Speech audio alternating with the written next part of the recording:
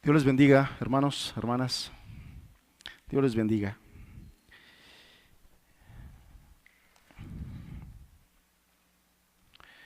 Tengo el gusto, hermanos, el privilegio de compartir con ustedes esta mañana. Le decía a mi hijo que el título de la enseñanza parece la introducción. Separados para su gloria, el costo de ser llamados por el Maestro. Y ya decía, hermanos, el título mismo ya nos da mucha idea de lo que el pasaje que vamos a estudiar hoy nos va a enseñar. Entonces, vamos a pedir a Dios su ayuda, su gracia para que seamos ministrados por su palabra, por su espíritu en esta mañana. Vamos a orar. Padre, gracias te damos, Señor, por el privilegio de podernos reunir con tu pueblo, con tu iglesia, adorarte, Señor, agradecerte por todas tus bendiciones que recibimos cada día, Señor, y a cada momento que creo yo aún somos incapaces de contarlas todas porque son muchas, Señor. Son muchas. Gracias por ello. Como tu palabra dice, entramos por tus puertas con acción de gracias y agradecemos. Pero también pedimos, Señor, que tú nos ministres con tu palabra, que nos eduques con tu palabra, que nos hables, que nos alimentes, que nos exhortes, que nos edifiques, Señor, que esta iglesia, conjunto como un solo cuerpo, vayamos creciendo en unidad, en madurez espiritual, en discernimiento de los tiempos. Ayúdanos, Señor, ayúdanos en el nombre de Jesús. Amén. Bien, hermanos, tenemos el texto base. Si me van siguiendo con el paso de las diapositivas, por favor. El texto base que vamos a estar estudiando es la exposición en el Evangelio de Mateo del capítulo 10, los primeros 4 versículos. Eso es lo que vamos a estar estudiando, es nuestro texto base del día de hoy. Siguiente, por favor. Y lo que dice el pasaje va a aparecer en estas dos diapositivas. Dice así: entonces, llamando a sus 12 discípulos, les dio autoridad sobre los espíritus inmundos para que los echasen fuera y para sanar toda enfermedad y toda dolencia. Los nombres de los 12 apóstoles son estos: primero Simón, llamado Pedro, y Andrés su hermano, Jacobo hijo de Zebedeo y Juan su hermano. Siguiente: Felipe, Bartolomé, Tomás, Mateo el publicano, Jacobo hijo de Alfeo, Lebeo por sobrenombre Tadeo, Simón el cananista y Judas Iscariote, el que también le entregó. Judas Iscariote, el que también le entregó.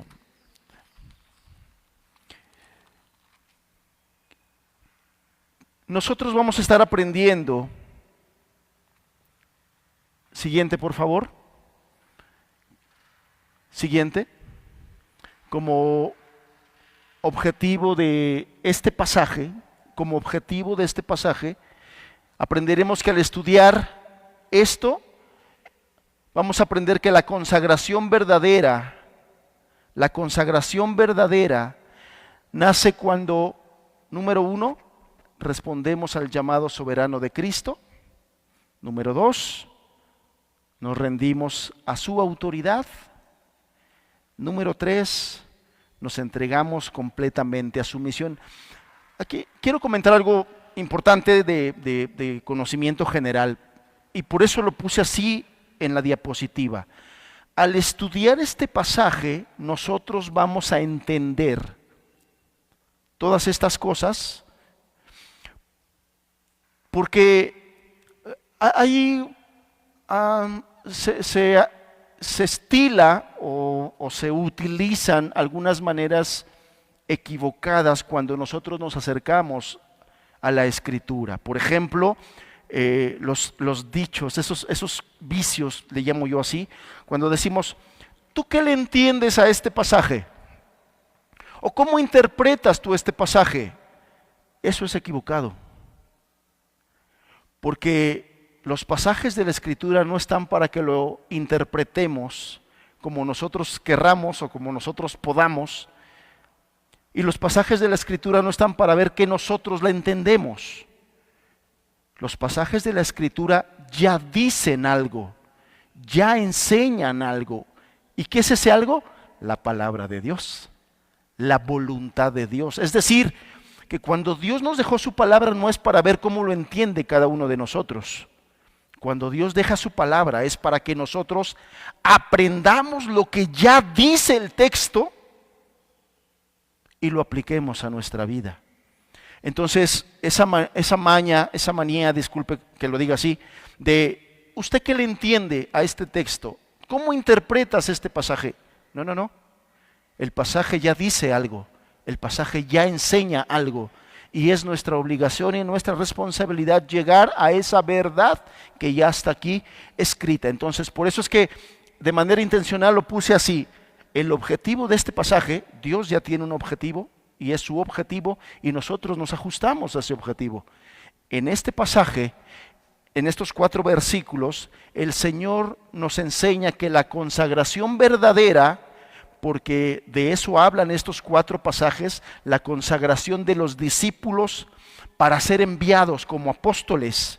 La consagración verdadera nace cuando respondemos al llamado soberano de Cristo, cuando nos rendimos a su autoridad y cuando nos entregamos completamente a su visión. Esto es lo que vamos a aprender en el desarrollo de esta enseñanza cuando estudiemos estos pasajes, y a eso vamos. Siguiente diapositiva, por favor. Como introducción, quiero recordarles, comentarles que en el capítulo anterior, recuerde que nuestros versículos de estudio son los primeros 4 versículos del capítulo 10, pero para poder nosotros llegar a la verdad que ahí está escrita, siempre es necesario estudiar el contexto. Y en este caso, el contexto más inmediato, que es el capítulo 9, Jesús vio a las multitudes, y nosotros lo vemos en el capítulo 9, verso 37, nos dice que el Señor Jesús vio a las multitudes como ovejas sin pastor.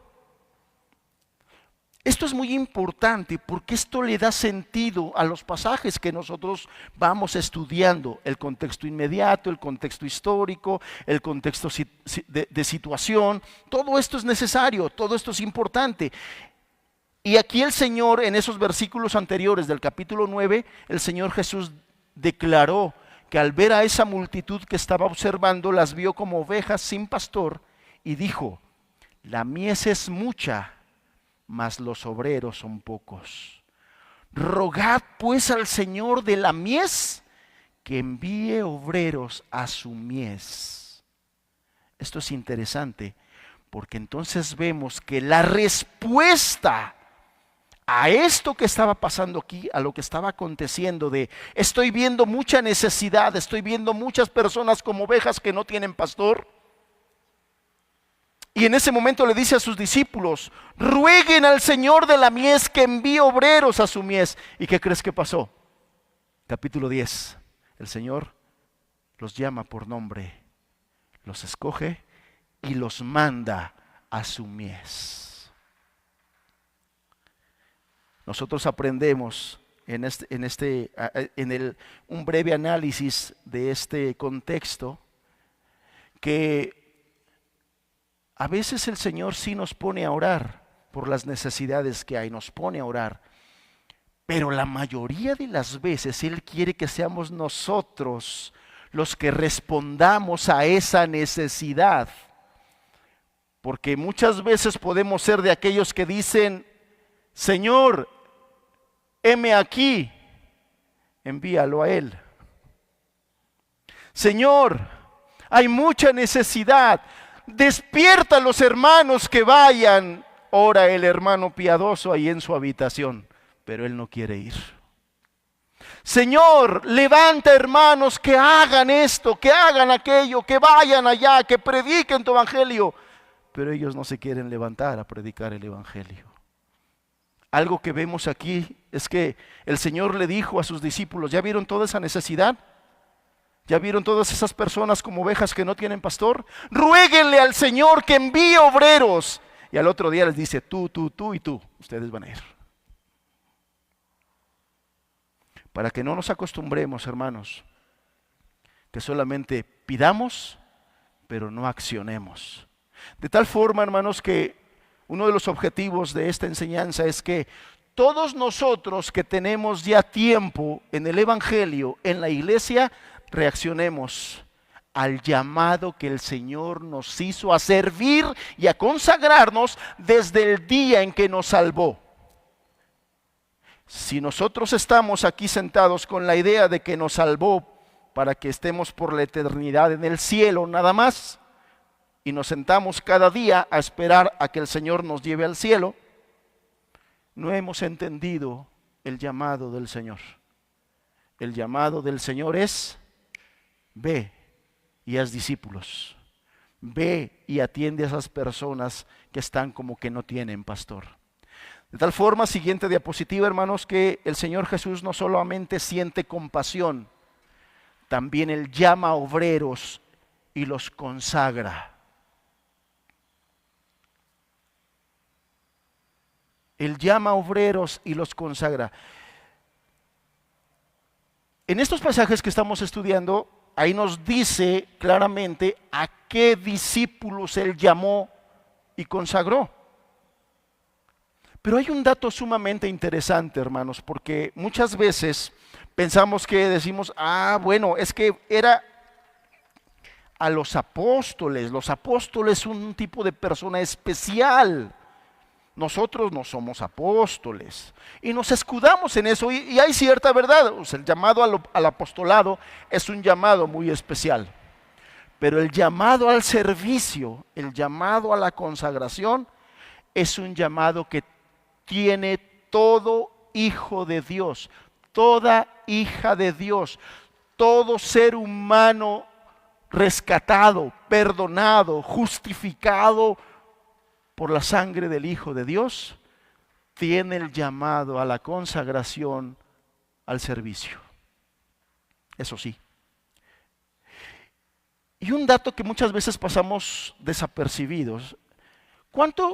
¿Tú sabes cuánto tiempo pasaron en ese discipulado personal y preparación estos 12 discípulos con el Señor Jesús? ¿Tienes el dato? ¿Sabes cuánto tiempo pasaron en eso? ¿No? ¿Alguien sabe? ¿3 años? No. 3 años fue el tiempo que duró el ministerio del Señor Jesús. Cuando ya empezó a predicar, cuando Él empezó a decir, el reino de los cielos se ha acercado, arrepentíos y creed. A partir de ahí, que fue a que se bautizara ahí al río Jordán y todo, a partir de ahí y hasta el día que ascendió al cielo, 3 años, sí, ahí sí 3 años. Pero ¿cuánto tiempo pasaron los discípulos con el Señor Jesús? Así en persona.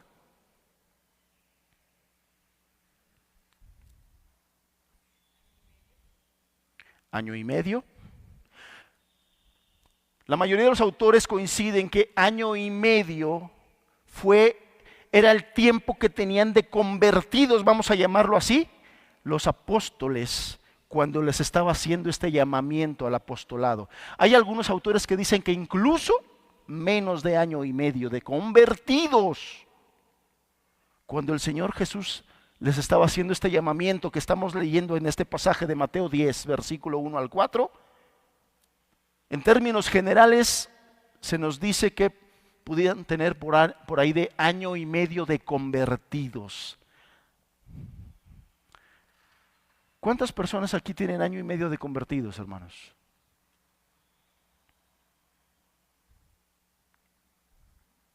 Estos hombres tenían año y medio de convertidos y el Señor los estaba enviando a trabajar en la mies. Aquí ya vemos ya algunos ya de muchos añitos, 5, 10, 20. Algunos hermanos los conozco desde hace 28 años. Estos hombres tenían año y medio. Año y medio. Y a estos hombres el Señor los estaba llamando, ya no a la salvación, ya los había salvado, y ahora los estaba consagrando para su obra y para su servicio. La consagración, hermanos, vale hacer la aclaración, no es una emoción momentánea, porque como personas, como humanos, a veces tenemos esa tendencia a tomar decisiones, a levantar la mano por emociones. Estuvo muy bonita la reunión, al final hacen un llamado y todos llorando, levantan la mano, pasan aquí al frente. A la semanita se esfuma el asunto y se apaga esa emoción. En mi pueblo le llaman llamarada de petate, ¿no? ¿Sí conocen la llamarada de petate, no? Prenden un petate y hace una llamarada muy alta, pero se apaga rápido. Así son las emociones. Y no conviene hacer un pacto de consagración en un momento de emoción, porque está el peligro de que sea algo momentáneo. La consagración, hermanos, lo puse ahí, lo marqué en otro color, es una entrega total. Una entrega total. ¿Pero una entrega a qué? A los propósitos de Cristo, hermanos. Y esto es muy importante en una aplicación práctica hacia nuestras vidas, porque aunque muchos de nosotros nos llamamos cristianos por la gracia de Dios, somos cristianos por la gracia de Dios. La realidad, y en esto yo mismo me acuso y me condeno, porque la realidad es que le dedicamos más tiempo a nuestros intereses propios y personales que a los propósitos de Cristo. Esta es una realidad. Sí, tenemos un trabajo que atender, los que están estudiando tienen que estudiar, los que estamos casados tenemos que atender las necesidades del hogar, los gastos, etcétera, etcétera, etcétera. Pero todo eso tiene que ser en función del llamado que como cristianos tenemos. Todo eso, hermanos. Si trabajamos, debemos trabajar para la gloria de Cristo. Si estás estudiando, querido joven, si estás estudiando la secundaria, la prepa, la universidad o inclusive un posgrado, si tú eres creyente, tiene que ser para la gloria de Cristo y para los propósitos de Cristo. Si estamos criando hijos, tiene que ser para los propósitos de Cristo. Si estamos en un matrimonio, tiene que ser para los propósitos de Cristo. Sea que bebamos o que comamos, todo sea para la gloria de Dios. Bien, siguiente, por favor.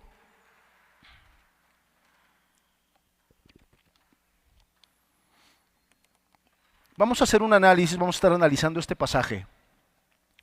Estos 4 versículos, les decía yo, en esto nos vamos a fundamentar. Y el primer punto que quiero que observemos en este texto es que la consagración comienza con un llamado soberano.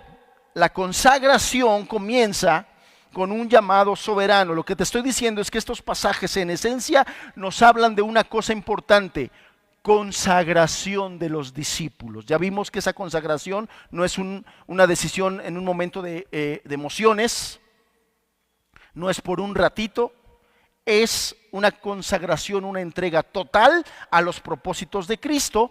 Y este punto siguiente es, esa consagración entonces comienza con un llamado soberano.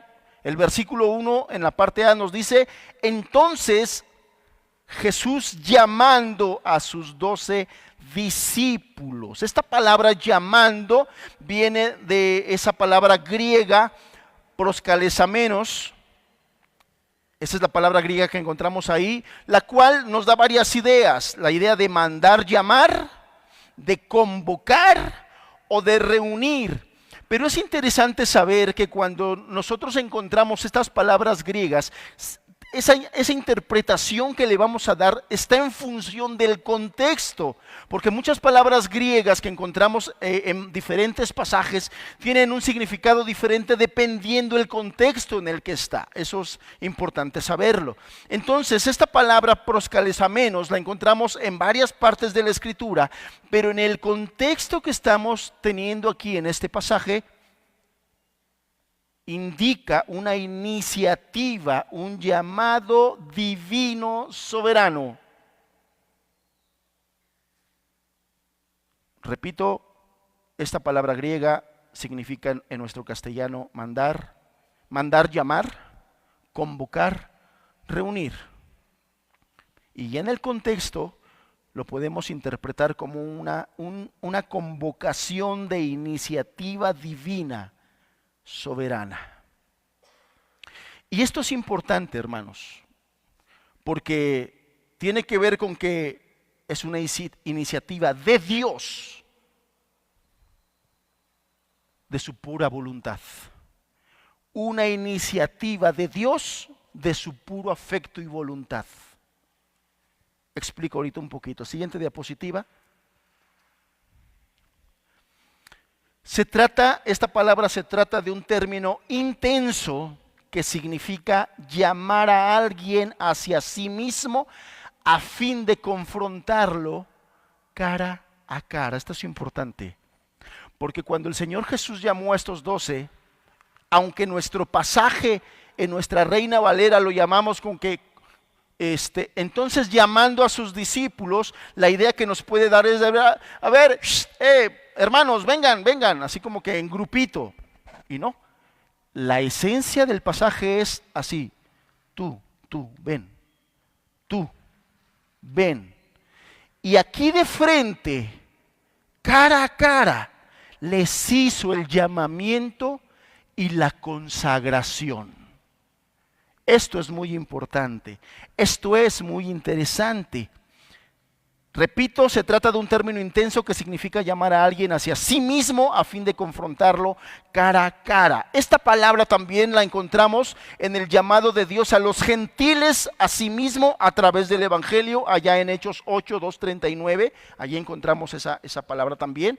Y el significado en Hechos 2:39 es: a los pecadores, a los gentiles los llamó así, de manera individual, uno por uno. Hermanos, es que el llamado a la consagración, al igual que el llamado a la salvación, es individual. Dios no anda llamando masas. Si quiere salvar a mucha gente, pero lo hace de manera individual. Por eso es que el Antiguo Testamento nos habla del Dios personal, que es el Dios de Abraham, el Dios de Isaac, el Dios de Jacob.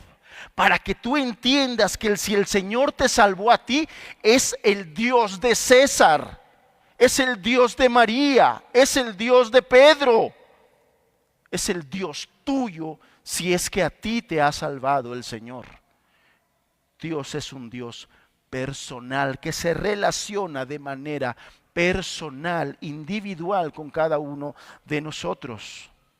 Ese es el Dios de la Biblia. También esa palabra la encontramos en el llamado a sus hombres escogidos para encomendarles la predicación del Evangelio, allá en Hechos 13, verso 2, o en Hechos 16, verso 10, también encontramos esta palabra.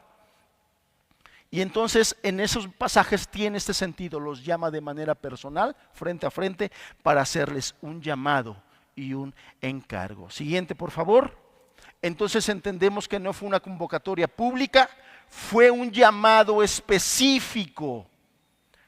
La consagración entonces comienza cuando Cristo llama por nombre.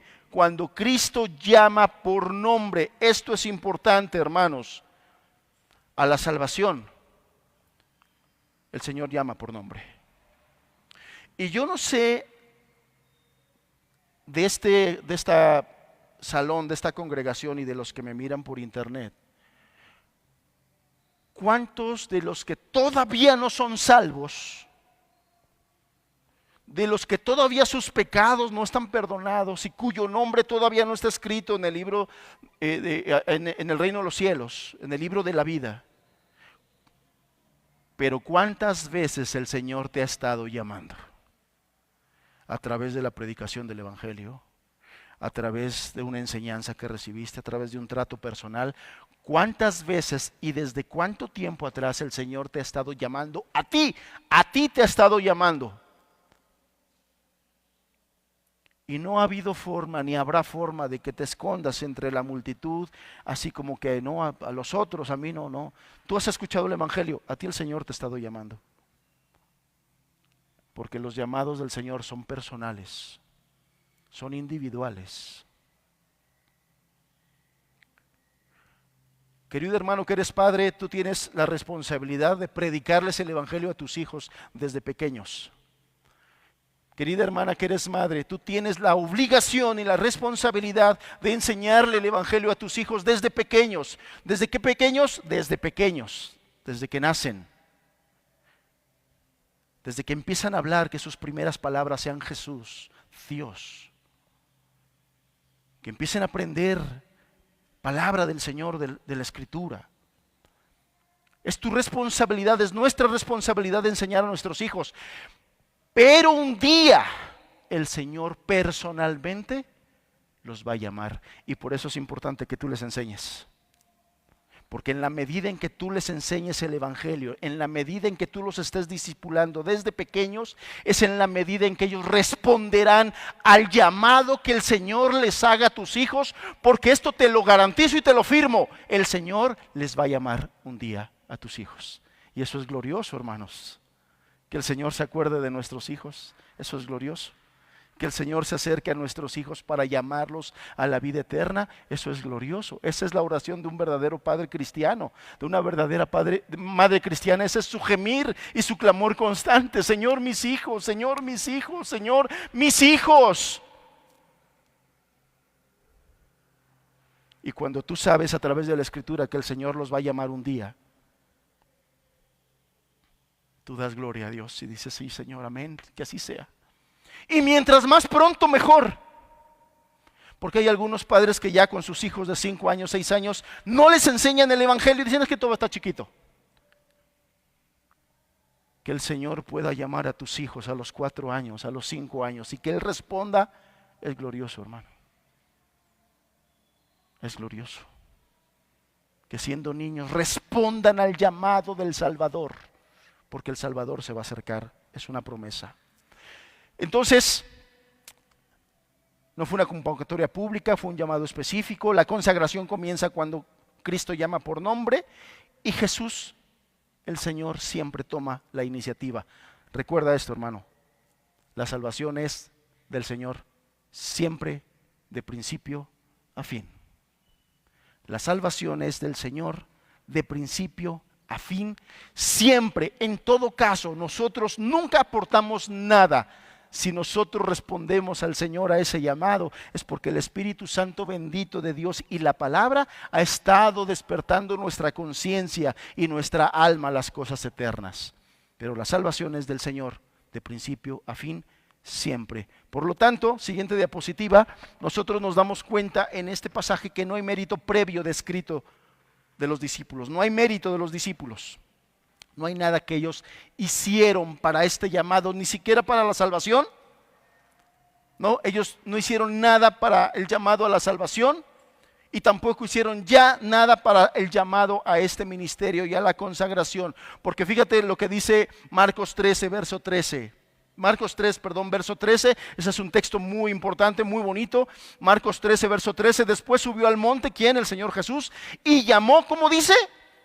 Así a los que Él quiso, y vinieron a Él. El Señor llamó así a los que Él quiso y vinieron a Él. Si en tu corazón está el deseo de ir al Señor, es porque el Señor está despertando en ti ese deseo. Es porque el Señor se ha acercado a ti y te está despertando a las cosas eternas.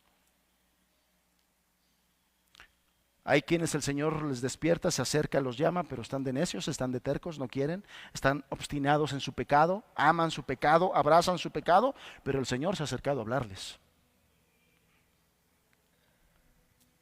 Bien, regresamos nosotros a este llamado, siguiente diapositiva. ¿Qué implica este llamado? ¿Qué implica este llamado?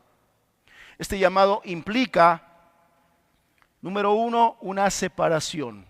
Vemos nosotros en el pasaje que esos 12 fueron apartados del demás grupo, de los demás discípulos. Estaban muchos discípulos, varios discípulos, pero ellos fueron apartados, separados. De hecho, hermanos, desde la salvación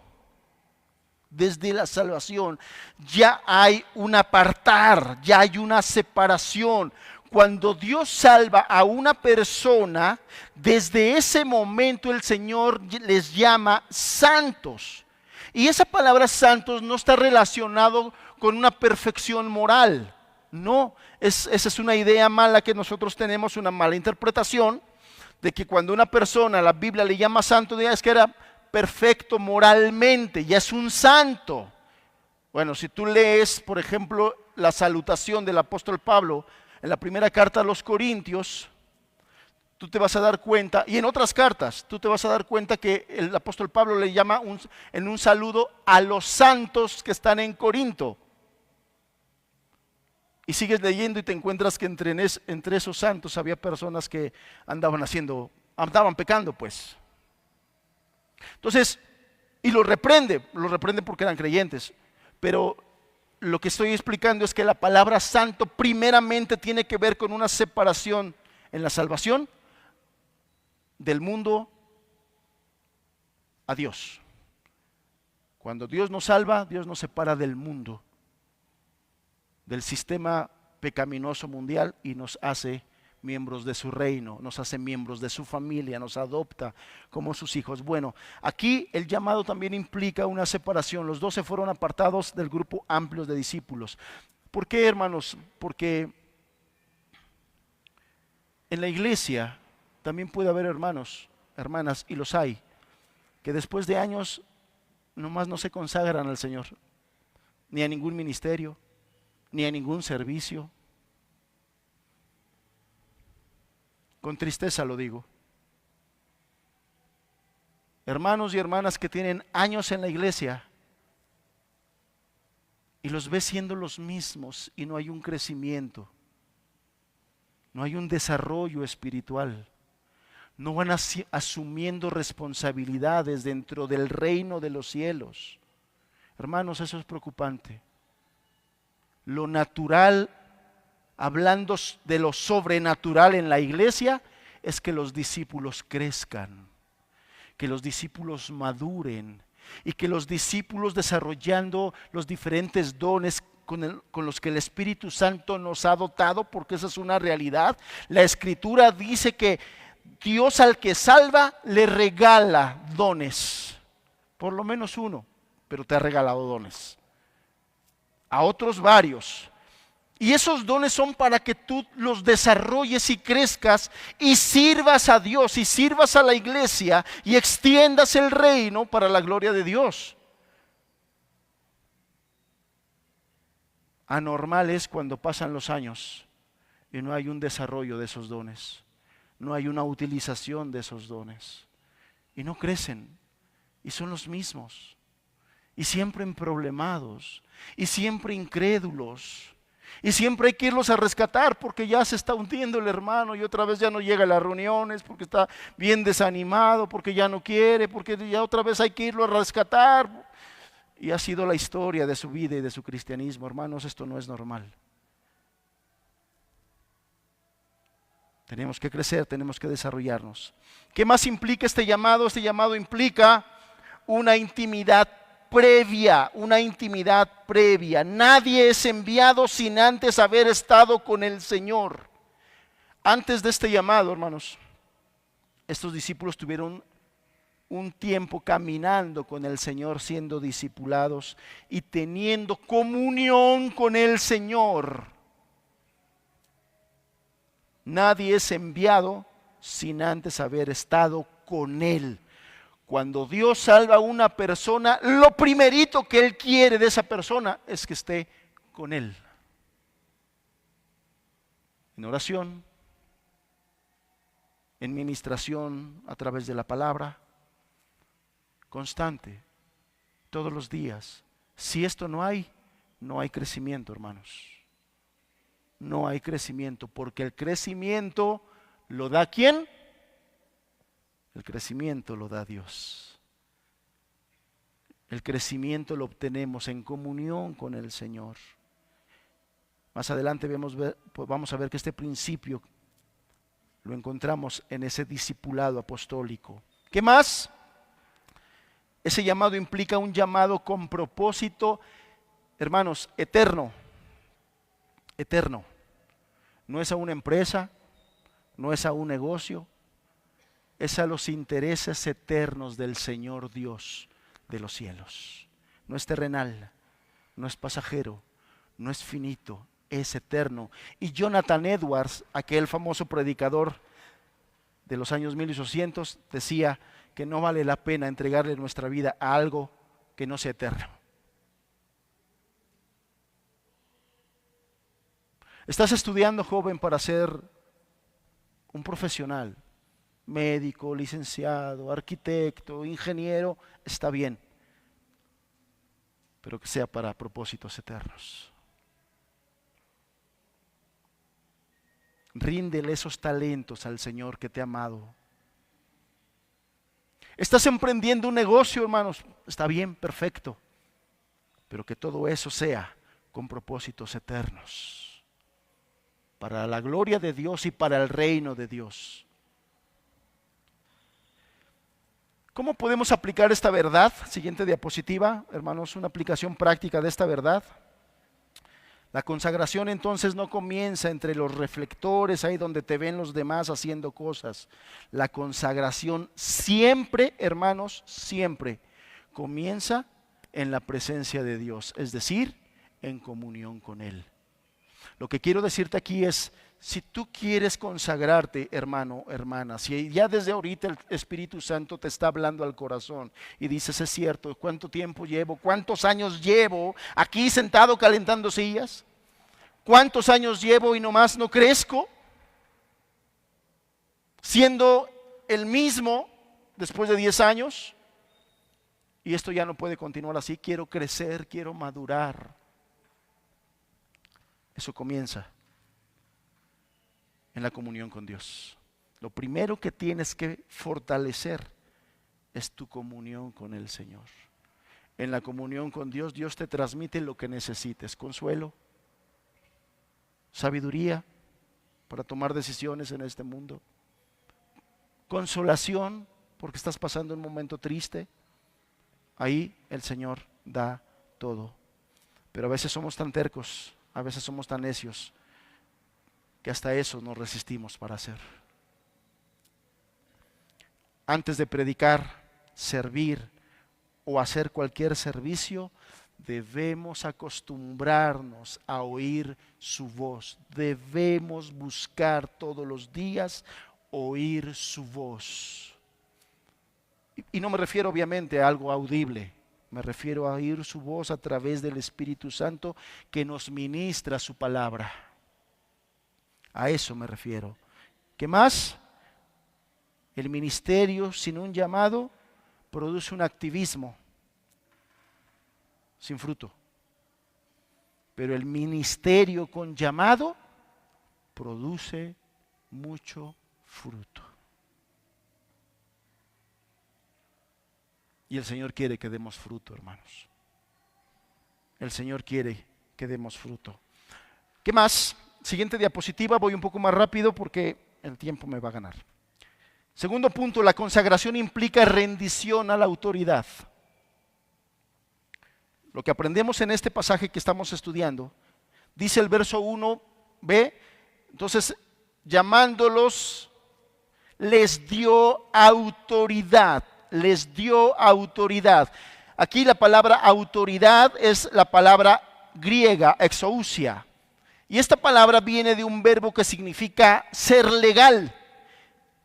Y ya le decía yo, la interpretación tiene que ser en función del contexto. Entonces, por tanto, aquí en este contexto se refiere a un derecho o poder que se delega legítimamente. Siguiente diapositiva. Vemos entonces que el Señor Jesús concedió a los 12 discípulos autoridad divina de Dios proveniente de ahí arriba para hacer exactamente lo que Él mismo estaba haciendo. Y bueno, si ustedes estudian con detenimiento el libro de los Hechos, que en nuestras Biblias aparece como los Hechos de los Apóstoles, que en realidad son los Hechos del Espíritu Santo, pero nosotros nos damos cuenta cómo en el libro de los Hechos estos apóstoles empezaron a desarrollar con autoridad cosas, milagros que hizo el Señor Jesús, inclusive otros que Él nunca hizo.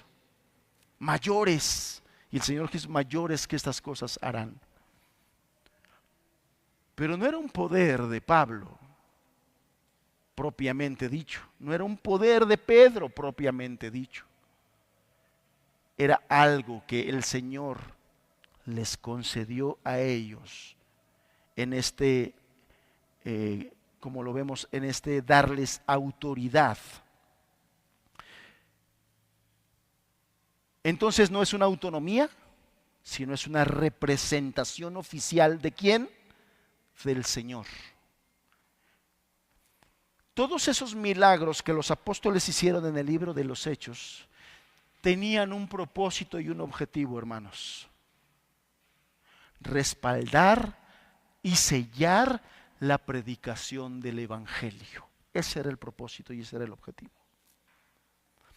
Que la gente conociera que esos hombres eran enviados de Jesús de Nazaret. Y por eso el Señor les concedió el hacer esas señales y esos milagros. Es una representación oficial. Hablando culturalmente en los judíos de aquel tiempo, el enviado representaba plenamente al que enviaba. El enviado representaba plenamente al que enviaba. Y por eso las obras que hicieron era como un sello, como diciendo: yo lo envié, este es mi representante, el que yo estoy enviando. Eso era lo que significaba. Siguiente diapositiva. La autoridad que recibieron entonces estaba vinculada, esto es importante, a una santidad de vida. Como representantes de Dios, como representantes de Cristo, ellos tenían que marcar una diferencia en su estándar de vida. Primeramente, santidad, hermanos, santidad, ya lo he dicho otras veces y lo quiero remarcar. En primera instancia no significa no pecar. En primera instancia significa comunión estrecha con Dios. Y esa comunión estrecha con Dios te lleva a lo otro, a que Él te transmita su santidad y entonces puedas vivir en ese estándar moral y en esa calidad moral. Esa autoridad estaba vinculado a esa santidad moral, a esa calidad de vida en santidad. ¿Qué más? A una obediencia a los principios y mandatos del Maestro. ¿Y qué más? A una dependencia constante de Dios. La comunión con Dios debe ser una marca, un sello del siervo fiel y consagrado, hermanos. La autoridad espiritual nunca es independiente de la comunión con Dios. La autoridad espiritual depende de la comunión con Dios.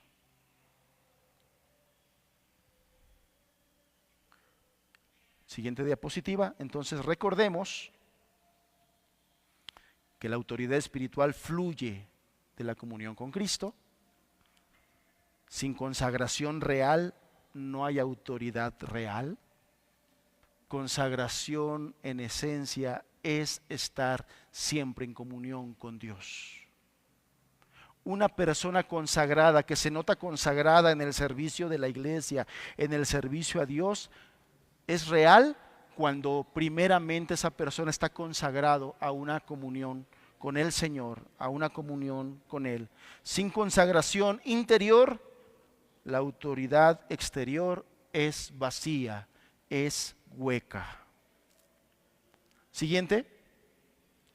Entonces entendemos que la autoridad no es una fabricación humana, es algo que viene de arriba, es algo que el Señor concede a sus escogidos, a sus llamados a la consagración. Y la vida consagrada vive bajo obediencia. La vida consagrada se caracteriza por una obediencia a la palabra de Dios. Y entender, esa persona consagrada entiende que no buscamos un poder personal. Nunca se representará a sí mismo, nunca se elogiará a sí mismo, nunca va a hacer las cosas para que Él sea reconocido, porque lo que buscamos es la gloria de Dios y estar siempre sometidos al Señor. Una persona consagrada, hermanos, no es una persona que se esté echando flores a sí mismo constantemente, en una falsa humildad o en un abierto orgullo, porque también los hay. No buscamos reconocimiento personal ni poder personal, buscamos la gloria de Dios y someternos al Señor. Punto número 3 en la siguiente diapositiva. La consagración, hermanos, esto es algo glorioso, redefine nuestra identidad. Algo que aprendemos de estos pasajes en el versículo 2 al versículo 4 es que cuando nos consagramos, eso redefine nuestra identidad. Dice en esos versículos, los nombres de los 12 apóstoles son estos, y empieza en un pasaje fascinante porque marca el momento. Este pasaje, a partir del verso 2, marca el momento en que los seguidores se convierten en enviados. Y es la transición, nos muestra la transición de discípulos, que la palabra discípulo significa aprendices, y estos viven una transición a apóstoles, que significa delegados, enviados. Es un momento glorioso, porque unos simples discípulos ahora estaban siendo consagrados a un llamado especial. En este caso que estamos aprendiendo, a apóstoles. Pero estamos viendo entonces cómo esa consagración, ese llamado, redefine la personalidad. ¿Y a qué me refiero? Siguiente diapositiva. Me refiero a esto. Me refiero a que la lista incluye nombres comunes. Pedro, con respeto lo digo, no estoy menospreciando a los que se llaman Pedro, ¿no? Pero son comunes. Juan, son nombres comunes. Pero lo interesante es que de esos hombres, algunos eran pescadores, como Pedro, Andrés, Jacobo, Juan. Otro era recaudador de impuestos, Mateo. Uno era un celote revolucionario. Interesante, porque apenas aprendí que la palabra celote viene de la palabra griega que en nuestro castellano se traduce como sicario.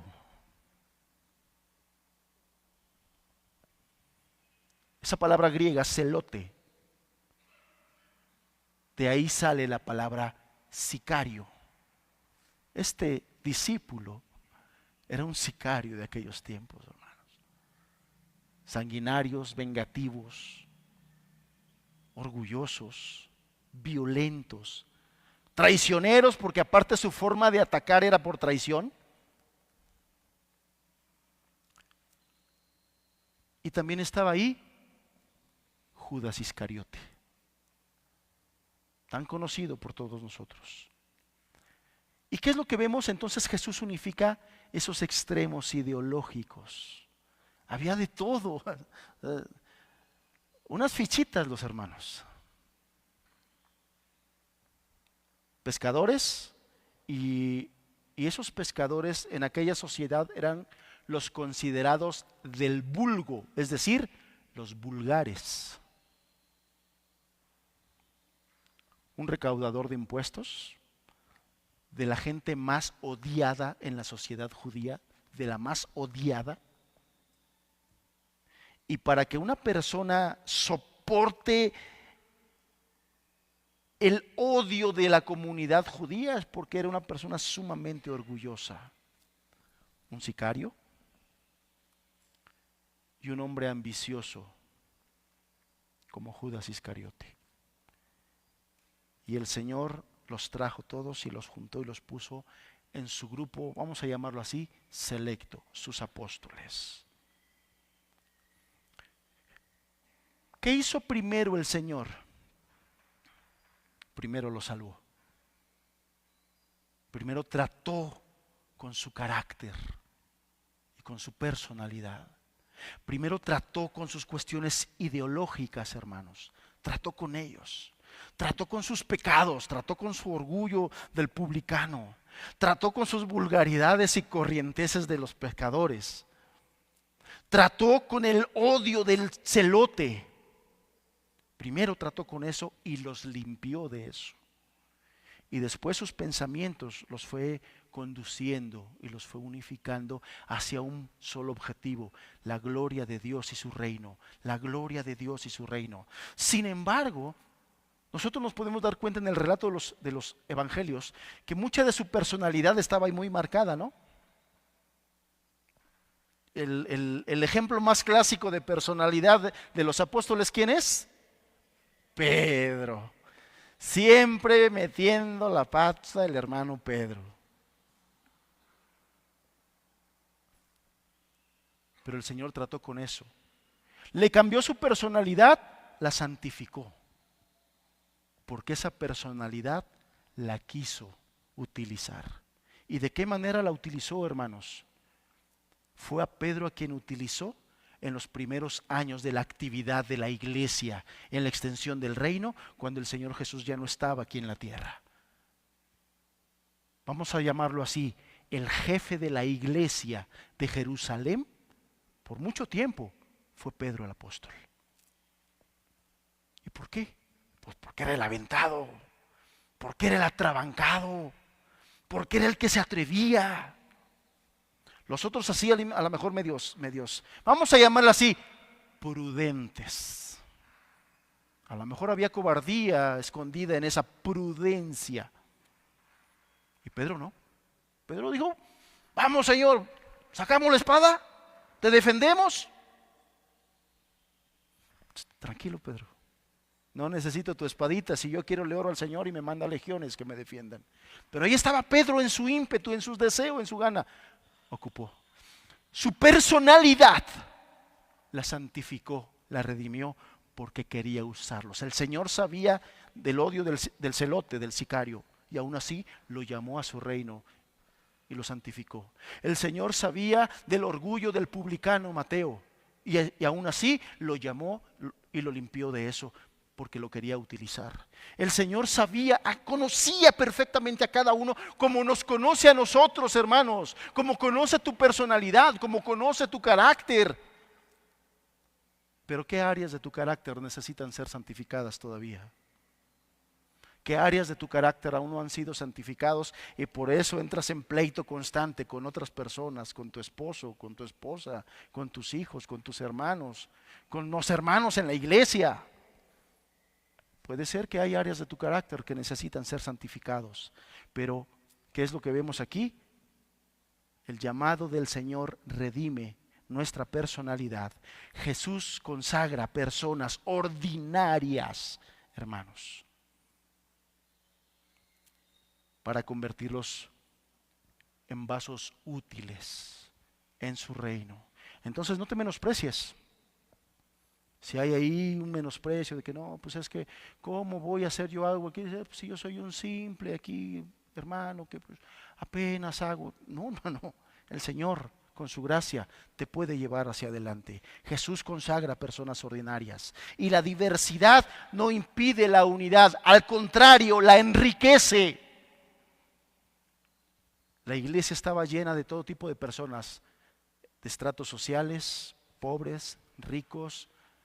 Había gente estudiada, había gente no estudiada. El Señor se glorificó con un pescador como Pedro, pero también se glorificó con un estudiado a los pies de Gamaliel como Pablo. Porque son instrumentos en la mano del Señor. No dependemos de nosotros mismos, dependemos del llamado del Señor y de cómo nos utiliza Él. Entonces, la diversidad en una iglesia no impide unidad, al contrario, la enriquece. El reino de Dios trasciende por encima de diferencias sociales y políticas. Aunque seas fan de Morena, el Señor te ama.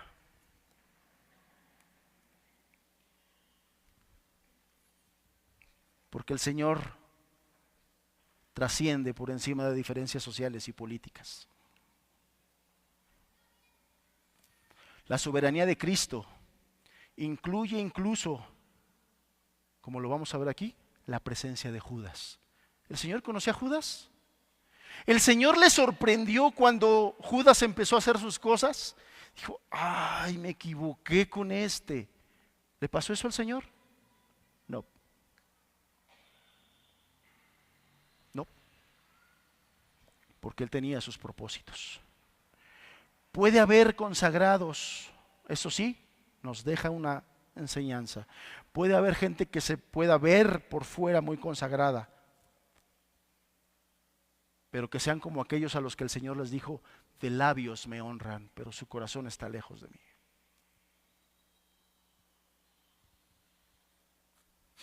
Judas fue llamado, recibió autoridad, estuvo entre los 12, participó de la misión, pero no vivió una entrega genuina. No vivió una entrega genuina. ¿Qué aprendemos de esto, hermanos? ¿Qué aprendemos? Siguiente diapositiva. La consagración no depende de tu vida pasada. El Señor te transforma. El Señor nos transforma. Cristo puede ser diferentes trasfondos sociales o de vida. No importa. El Señor te salva. Y de ahí dice la Escritura que somos transformados en nuevas criaturas. Lo viejo queda atrás. Todas las cosas son hechas nuevas. Cuando estamos en Cristo, hermanos, es porque Él tiene propósitos en nosotros y quiere cumplir esos propósitos en nosotros. La entrega debe ser genuina, eso sí. La consagración debe ser genuina, no superficial, porque lo superficial, hermanos, se acaba pronto. Y nos damos cuenta, hermanos que empiezan bien ganosos. No, sí, hermano, yo voy, yo hago, yo aquí. Al mes ya no vino el hermano. Ya empezó a faltar. Ya empezó a hacer mal las cosas que dijo que iba a hacer bien. La entrega debe ser genuina, no superficial. Siguiente punto. Características de una vida verdadera, consagrada.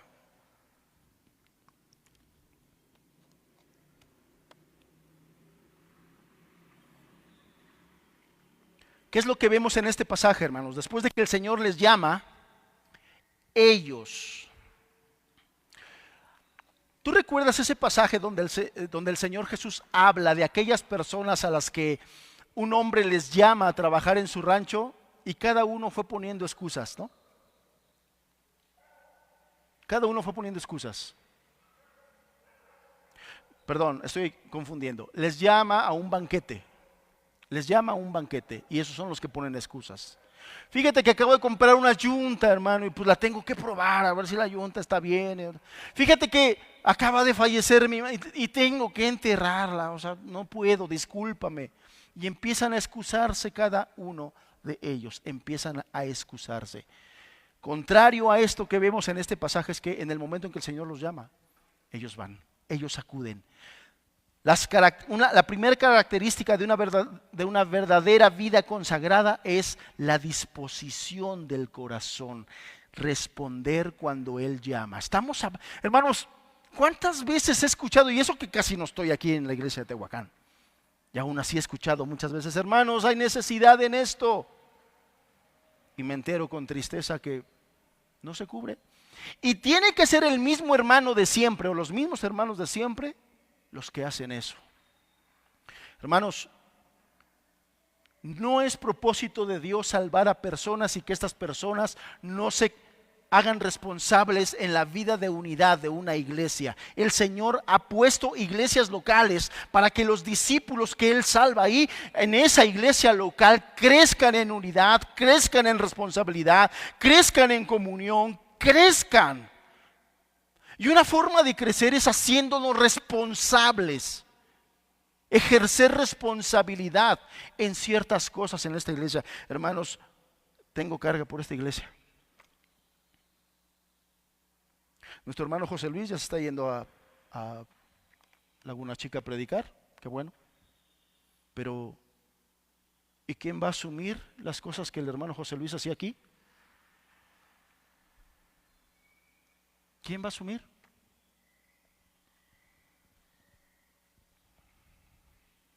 No, pues hay que ver al pastor Alejandro y el hermano Azarías a ver cómo sacan las cosas, pues ellos son los responsables. ¿Esa es tu idea de iglesia? Tienes una mala idea de lo que la Biblia enseña.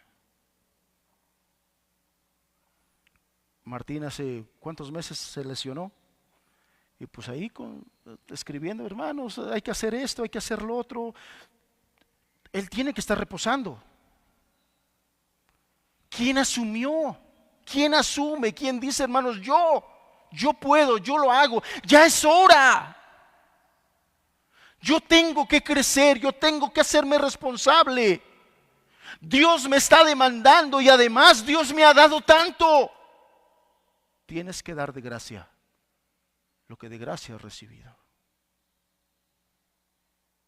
Esta iglesia tiene que crecer, hermanos, y tiene que crecer desde adentro. Los discípulos tienen que crecer haciéndose responsables. Las discípulas tienen que crecer haciéndose responsables. ¿Quién va a discipular a las personas nuevas, hermanos? Pues el pastor Alejandro. ¿También? El hermano Azarías. ¿También? ¿Y los demás cuándo? ¿Y los demás varones cuándo? Tenemos que crecer, hermanos. Y la primera característica de una consagración es disposición del corazón. Heme aquí, no envíalo a él. Isaías dijo, a mí, envíame a mí, envíame a mí. Punto número 2, una separación para Dios. Consagrar significa apartarse para un uso exclusivo, hermanos. Tenemos que reconsiderar en qué concepto tenemos nuestro cristianismo y nuestro servicio a Dios. ¿Un servicio dominguero? ¿Solo el domingo hago algo? ¿Solo el domingo aparto tiempo para venir? El llamado es eterno.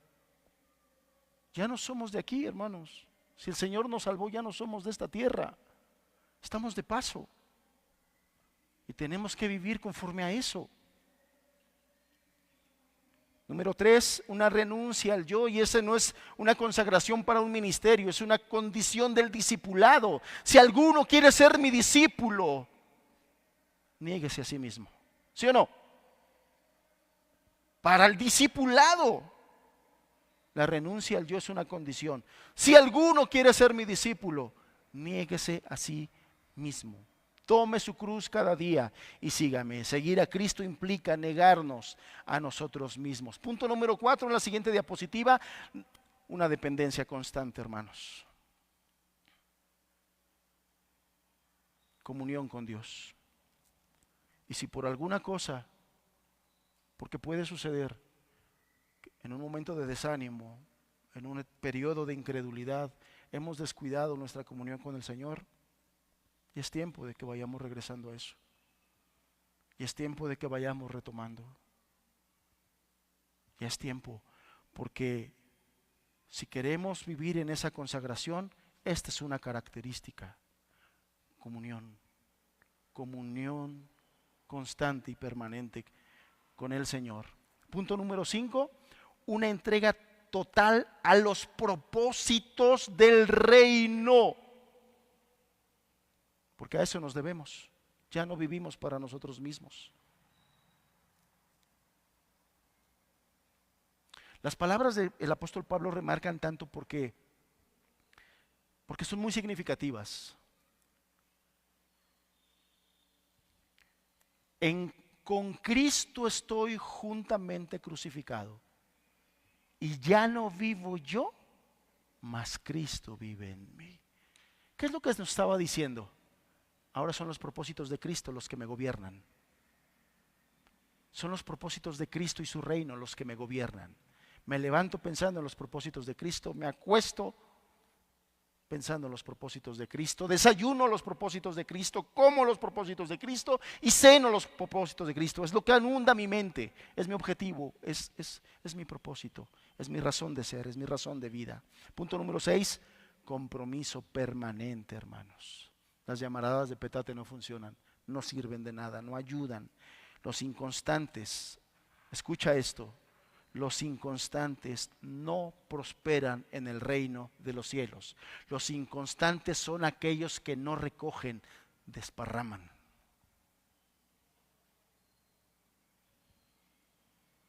Consagración es compromiso permanente. No solamente son mis ratitos libres o cuando puedo. Debemos tener prioridades, hermanos. ¿Quiénes somos y a quiénes nos debemos? ¿Quiénes somos y a quiénes nos debemos? Termino ya. Siguiente diapositiva. Conclusión. Este pasaje, Mateo 10, verso 1 al 4, no es solamente un listado histórico, hermanos. Es un modelo eterno. Nos muestra el nacimiento de una generación consagrada. Cuando tú lees qué pasó después de esto, hermano, tú quedas sorprendido, le das gloria a Dios. ¿Qué es lo que pasó después de esto? El libro de los Hechos. Trastornaron el mundo conocido en aquellos tiempos. Lo trastornaron. ¡Ahí vienen esos que trastornan el mundo entero! Trastornaron el mundo entero. Y trastornaron, impactaron de tal forma que su influencia nos llegó hasta nuestros días, hermanos. Más de 2000 años después. Y sigue viva su influencia en la iglesia que permanece y en la iglesia consagrada. Esa influencia sigue siendo inspiración porque marcó el nacimiento de una generación consagrada. Nos mostró, siguiente diapositiva, que Cristo hace un llamado, hermanos. ¿A cuántos de los que están aquí Dios te ha estado llamando? Ya levántate, ya conságrate, ya aviva el fuego del don de Dios que fue puesto en ti el día en que el Señor te perdonó y te llamó a la salvación. Desde ese día el Señor quiere levantarte, el Señor quiere fortalecerte, el Señor quiere madurarte. Que te consagres desde ese día. El Señor hace un llamado. ¿A cuántos de nosotros, a cuántos varones aquí el Señor está llamando que se levanten ya y que pongan a trabajar los dones y talentos que Él les ha dado? ¿A cuántas mujeres les ha estado llamando a que se levanten como ancianas de esta iglesia para ministrar a las más jóvenes? ¿A cuántos jóvenes llenos de fuerza, de vigor, de vitalidad, de creatividad, de dones que Dios les ha dado, de talentos que el Señor les ha dado, les ha estado haciendo el llamado a que se levanten ya a meter el hombro, hermanos? No es queja, solamente te comento que cuando nos reunimos los pastores, hermanos, los que estamos presidiendo, ya hasta de broma hacemos una competencia a ver quién lleva pastillitas de más colores, porque ya tomamos pastilla para todo, hermano. Una reunión de crack, a quien no le truena la rodilla, le truena el hombro, o le truena la cadera, hermano. Una reunión de chicos malos, porque el que no está malo de diabetes, está malo de la presión, está malo de esto, está malo de esto. O sea, hermanos, tiene que levantarse la siguiente generación. Tiene que levantarse ya la siguiente generación que va a continuar con el trabajo de estas iglesias y de las que vienen y de las que el Señor quiere levantar, hermanos. Una de mis cargas allá en la ciudad de Puebla es una congregación en una ciudad que está considerada la cuarta ciudad más grande del país. No puede ser. Necesitamos más congregaciones, más iglesias en la ciudad de Puebla.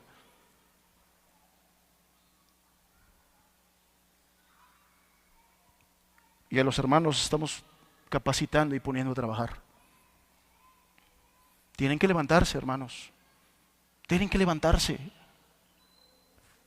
Gracias a Dios, Dios nos está ayudando. Cristo llama. Cristo separa. Cristo da autoridad a los que consagra, a los que llama, a los que separa. Y nos envía, pero solo envía a quienes están consagrados, hermanos. Cristo envía a los que están consagrados. La consagración, siguiente diapositiva, hermanos, ya para terminar, para que quede claro, la consagración no es lo que yo hago para Dios. Primeramente, la consagración es lo que soy para Dios antes de hacer algo para Él. En otras palabras, tenemos que ser antes que hacer. Si no eres una persona responsable, no vas a ser responsable en el reino de los cielos. Si no eres una persona que se entusiasma, no te vas a entusiasmar en la obra del reino de los cielos. Tenemos que ser antes que hacer.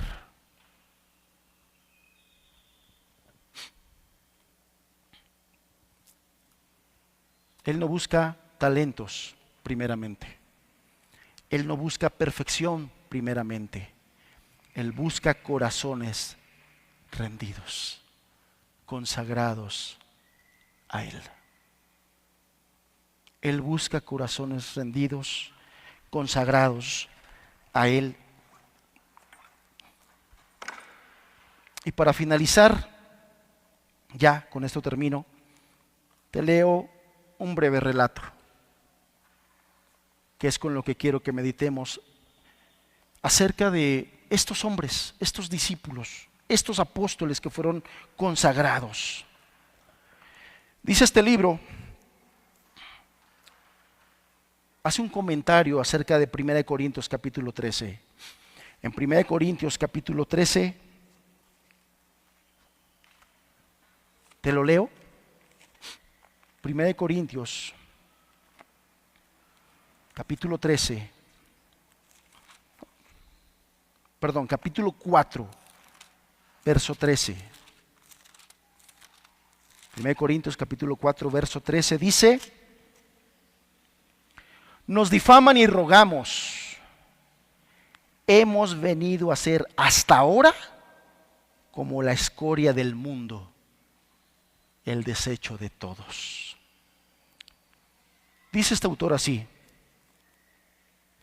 ¿qué es la escoria del mundo? ¿Qué es la escoria del mundo? ¿Es la polilla social de la cual nace el sindicato del crimen? ¿Es acaso el genio del mal operando en las esferas internacionales? ¿Qué es la escoria del mundo? ¿Es Babilonia? ¿Es Roma? ¿Es el pecado? ¿Es una legión de malos espíritus que llevan este repulsivo título? ¿Qué es eso de la escoria del mundo? Un millar de suposiciones sobre esta pregunta podría traer un millar de respuestas diferentes, todas desacertadas. La verdadera respuesta es la misma antítesis de lo que podríamos esperar. Esta escoria del mundo no son hombres ni demonios. No es lo malo, sino lo bueno. Esta escoria del mundo no son hombres ni demonios. No es lo malo, sino lo bueno. Y no solamente lo bueno, sino lo mejor de todo. No es material, sino espiritual. No es Satanás, sino Dios. No es la iglesia, sino un solo santo. No es solo un santo, sino lo más santo de entre los santos. Nosotros los apóstoles, dice Pablo, somos la escoria de este mundo. Luego, para añadir más injuria al insulto, eleva la infamia profunda la humillación, añadiendo: nosotros los apóstoles somos la escoria de todas las cosas. Cualquier hombre que se ha llamado a sí mismo escoria de la tierra no tiene ambiciones y por tanto no tiene por qué estar celoso de nada. No se atribuye reputación, Por tanto, no tiene por qué pelear con nadie. No tiene posesiones, por tanto, no tiene de qué preocuparse. No tiene derechos, por tanto, no tiene razón para sufrir agravios. Bendito estado. En tal estado de mente y de espíritu, ¿puede alguien maravillarse de que los apóstoles transformaran el mundo? Que los creyentes ambiciosos y perezosos de hoy día consideren esta actitud apostólica hacia el mundo. La verdad es que hace muchos años leí esto, hace muchos años, estoy hablando de que quizás hace 27 años leí esto, y ha sido una marca que constantemente me ha retado en diferentes momentos de mi vida. Esto me ha retado. Hombres que no sentían pertenencia de nada, sentían que todos sus derechos. Si ustedes leen el contexto de 1 Corintios 4, verso 13, es decir, los versículos anteriores, ahí el apóstol Pablo estaba diciendo: nosotros nos difaman y soportamos, nos dicen y aguantamos, padecemos hambre, padecemos persecución, padecemos frío. Hermanos, eran hombres muertos a sí mismos, hombres muertos a sí mismos que se consagraron.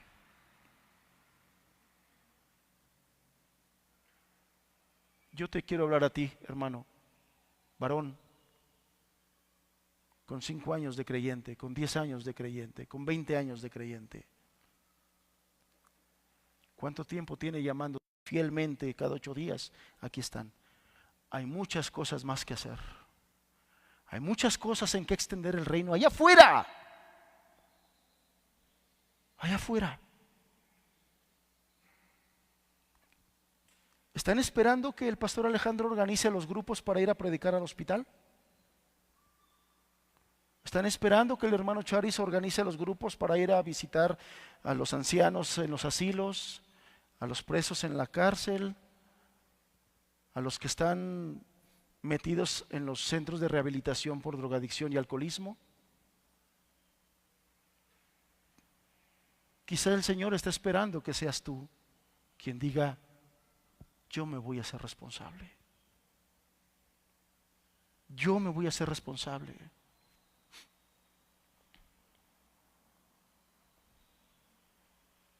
¿Cuántos de aquí nos vamos a consagrar? No voy a hacer un llamado.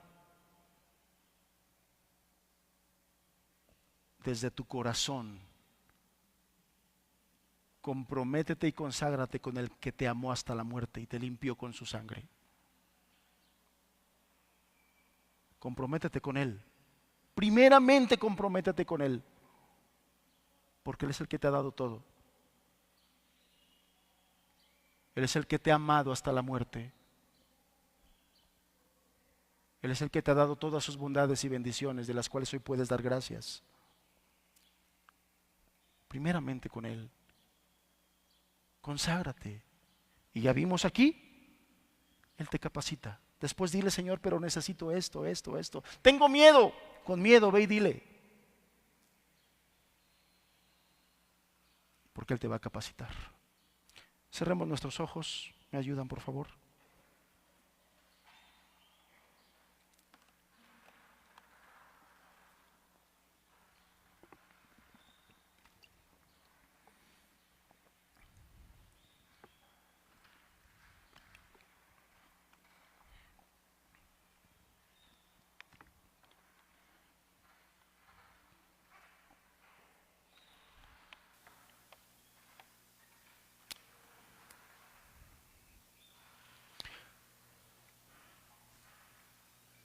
Yo te pido que dediques unos minutos a aplicar esta enseñanza a tu vida. Tú, a ti el Señor te está llamando. A ti el Señor te está hablando. A ti, joven, a ti, señorita, que te has conformado con venir los domingos nada más, escuchas y ya.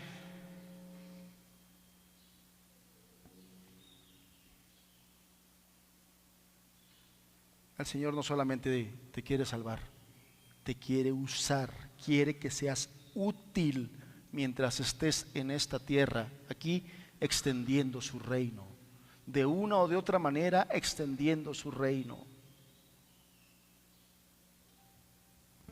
La salvación está ligada a la consagración al servicio. La salvación está ligada a la extensión del reino, a la predicación del evangelio, del glorioso evangelio. Es la forma en que el Señor ha dejado para extender su reino y para que la iglesia crezca y se extienda. La predicación del evangelio, del glorioso evangelio. ¿Qué has estado haciendo? ¿Cuánto tiempo llevas así?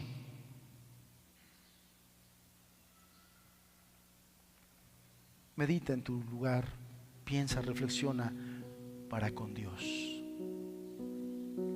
Nos ponemos de pie, por favor. Medita, puesto en pie, medita, reflexiona. Mientras entonamos este canto que al inicio yo te decía, es el canto de consagración de María, cuando se le hizo el llamado a ser un instrumento útil en todo el plan de salvación.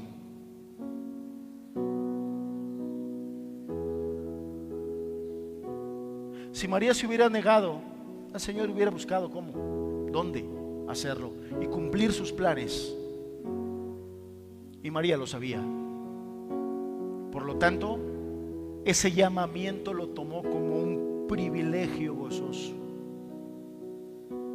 Y su respuesta fue: he aquí tu sierva, hágase conmigo como tú quieras. ¿Estarás dispuesto, hermano? ¿Estarás dispuesto a tomar estas enormes palabras de decir: aquí está tu siervo y haz conmigo como tú quieras? Son palabras de mucha responsabilidad. ¿Asumirás esa responsabilidad?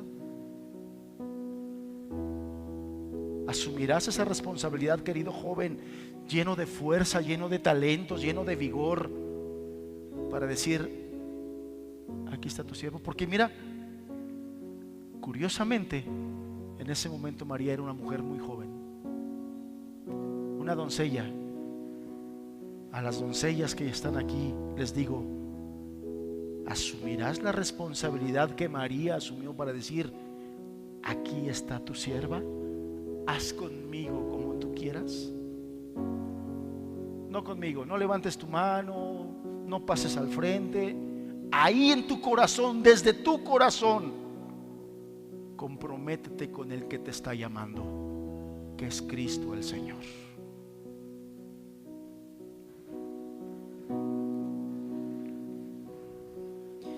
Mi alma exalta al Señor,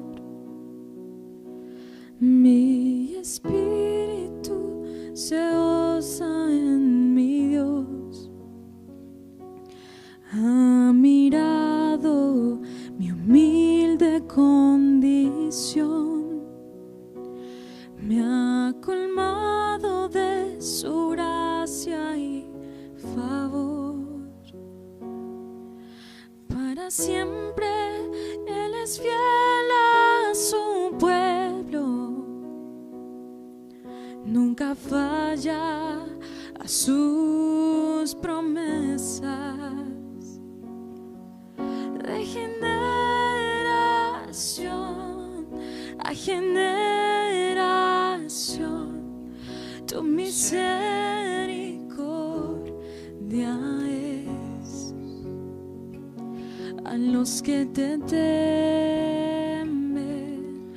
Poderoso Dios, nada es imposible para ti.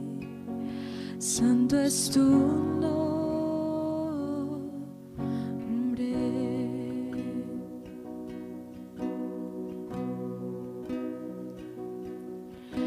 Mi alma exalta al Señor, mi espíritu se goza en mi Dios.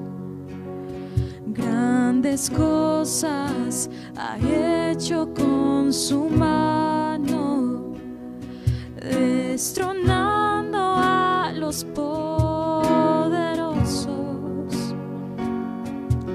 Los hambrientos ha colmado de bienes, dejó a los ricos con manos vacías. De generación a generación, tu misericordia es a los que te temen, poderoso Dios. Nada es imposible para ti. Santo es tu nombre. Santo eres, Señor, tú eres santo.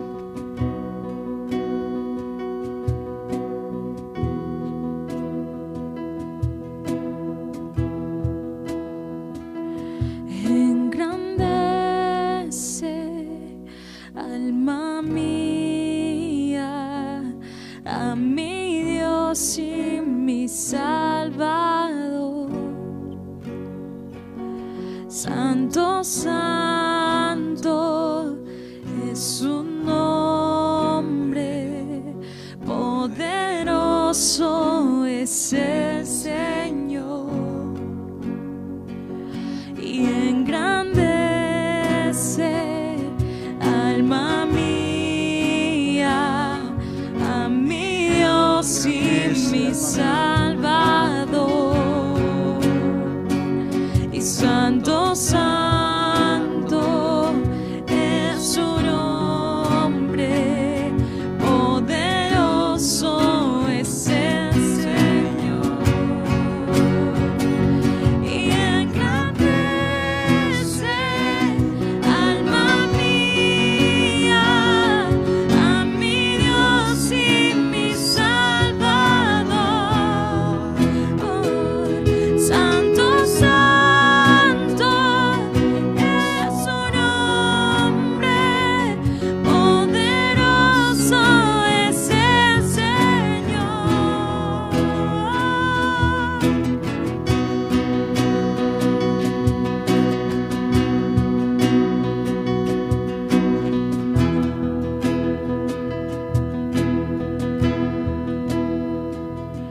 He aquí, sierva tuya soy, se haga en mí conforme a tu palabra, oh Dios.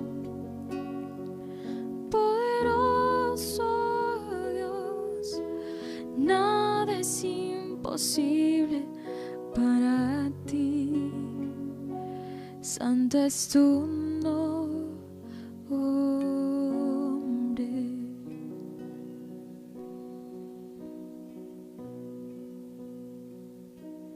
He aquí, siervo tuyo soy, se haga en mí conforme a tu palabra, oh Dios. Poderoso Dios, nada es imposible para ti. Santo es tu nombre.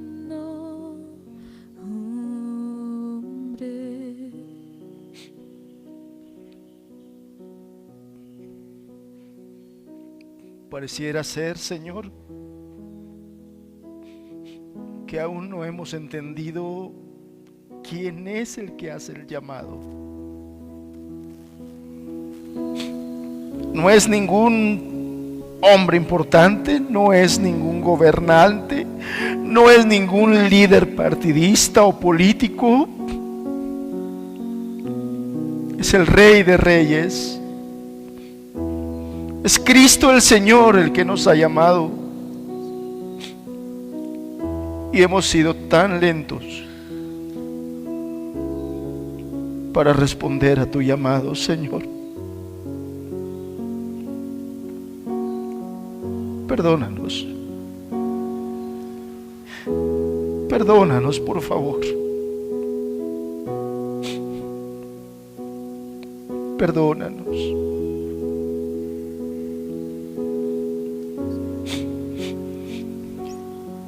Porque no hemos menospreciado a hombre,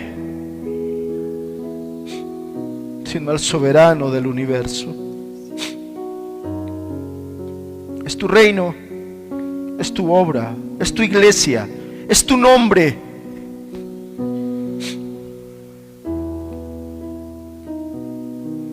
Eres tú quien nos ha colmado de tantas bendiciones y cuidados.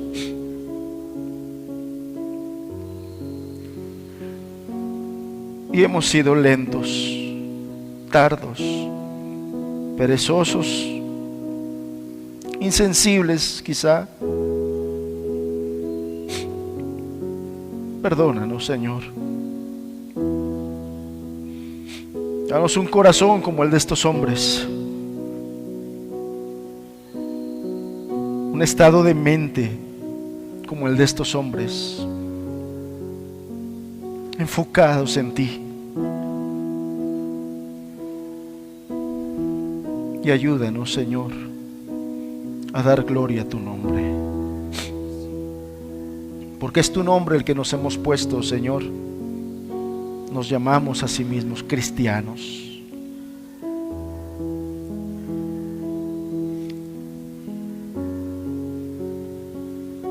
Ayúdanos, Señor, que sea tu Espíritu Santo retándonos. No yo, Señor, yo no soy nada, yo no soy nadie, pero que tu Espíritu Santo, a cada uno de los que hoy estuvimos aquí escuchando tu palabra, seamos confrontados. Así, en ese llamamiento tal cual lo entendimos hoy, de manera personal, individual, tú los llamas y nos confrontas cara a cara. Así sea, con cada uno, con cada una, Señor. Si esa es la salvación, háblale a aquellos que tienen tiempo escuchando tu evangelio y el día de hoy no son salvos, confróntalos. Pero también a los que nos ha salvado desde hace muchos años, confróntanos a la consagración, Señor. Por Cristo Jesús, que dio su vida por cada uno de nosotros, por aquel que nos compró con precio, por precio y con sangre, en nombre de aquel, Señor, en nombre de aquel lo pedimos, en el nombre de Jesús.